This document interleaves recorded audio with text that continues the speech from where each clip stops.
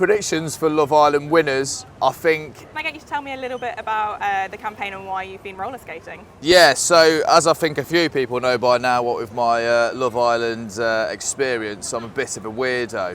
So I like to get behind things that have got a bit of a weird niche twist to.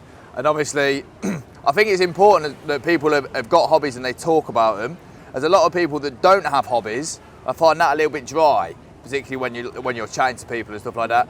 But there's also people that do have hobbies that don't like talking about it, or they're embarrassed by it. So it's basically trying to encourage people to embrace that with pride and just talk about the weirdness that they enjoy, whether that's hobby horsing or Sudoku, what was the thing called? Kintsugi, or mini baking, whatever it might be. Because it makes you interesting.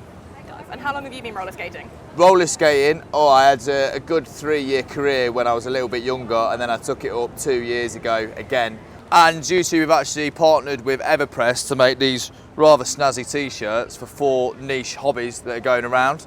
So you can get yourself one of these for free just by following, looking at my latest post on Instagram. I'm guilty of like hiding it away, because what I do is wake up like really early, 5 AM, go to an abandoned car park and skate around like I'm on Dancing on Ice. So I need to embrace it more, which is why I resonate with this campaign.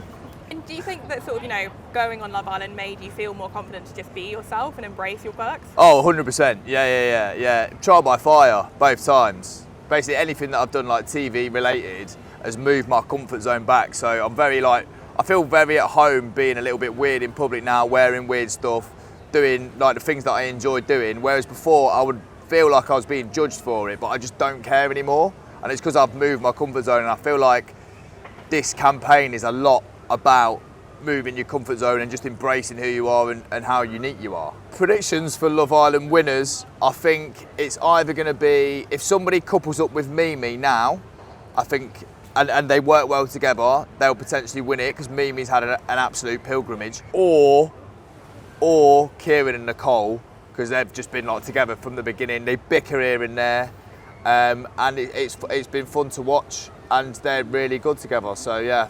And obviously, it seems like a lot of people from different series, you end up knowing each other, because it's obviously quite a small world, really, reality TV. Yeah. Have you found that perhaps people now are more willing to just be themselves on TV? They're not trying to put up a front like they might have done originally? No, I think it's kind of gone the other way, to be honest. I feel like there's more people. Like, let's face it, right? We're all just a bunch of weirdos trying to be normal all the time, and I don't know why we all do it. And I like this campaign for that reason. It's like embracing being a bit of a weirdo. But I feel like people go on it now and they just kind of try to be a Love Islander, and they say all the Love Islander things, and they don't try and let themselves be themselves, even if that is slightly different and a little bit weird and odd. Maybe through fear of judgment or whatever it might be. Obviously you don't know anything until you leave that villa, right? So you have no idea if people still really like you, if they hate you. And that must be quite tough. But again, I guess that filters into your personality, where you just do what you do, whatever. I'll be honest, I didn't spend a lot of time thinking about that either times. I think if you think like that, you're gonna detract from being in the moment and enjoying yourself, enjoying your experience, and also showing people the side of you that's having fun. So like, if you're sitting around thinking, oh, like people are gonna judge me for doing this, people are gonna judge me on the outside for what I'm like and all that kind of stuff, you're not in the moment, so you're not doing the thing you're meant to be doing. Are you still living with sort of like Mac and people now? Still live with Michael. Jordan and Danny have moved out. Have you noticed that, what are the weird hobbies that Michael does? Michael's into quite a lot of weird stuff, actually. He watches anime relentlessly, which is fine. I like it, but the girl voices in it are really quite jarring. First thing in the morning. Oh my God! You stole my pencil! It's like, imagine walking into that in the morning. Every morning we do Krav Maga together as well. Is that exactly how it looks? It's exactly like how it looks, yeah. Both a bit weird, actually, in hindsight. Maybe that's why we're still friends. Maybe that's why you still live together. Yeah. The other two being like, I'm out. Yeah, they've had enough. Yeah. They couldn't deal with the weirdness. And I mean, you're one of the Love Islanders that you've not kind of run away from the brand. Because like, some of the Love Islanders have decided they're going to move away from it, separate themselves. Yeah.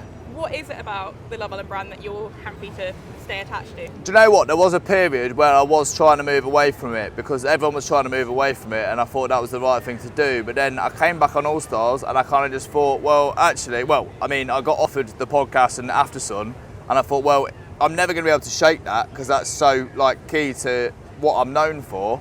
And obviously I did like Barbie and other things like that, but 9 times out of 10, people are coming over to me and say, oh, it's Chris from Love Island. So I don't think I'm ever going to lose that. So I thought I may as well just embrace it. And actually ITV have been really good to me in terms of like putting me on the show twice, and then obviously giving me After Sun and the podcast and stuff like that. So it's kind of just like almost thanking them for giving me the opportunity in the first place.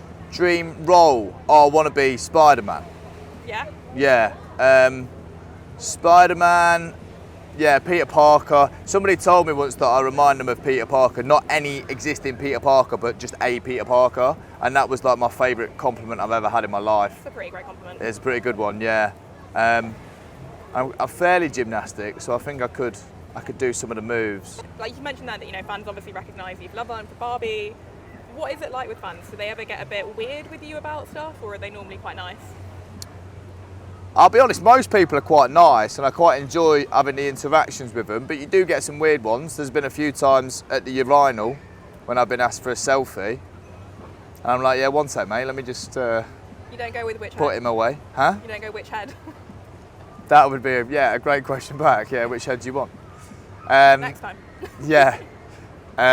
So yeah, it does kind of get weird sometimes, but overall quite nice. What's your advice be to someone who's nervous about sharing their hidden hobby or passion? Anybody that's nervous about sharing their hidden passion, I'd say just do it. I know that sounds stupid, but in your brain you normally have about a 3-second time limit before you talk yourself out of stuff. So literally just go and do it. Don't think about it, go and do it, get on with it. Start into the hardest bit. Once you've started, the rest of it will roll from there. So just go and do the awkward thing.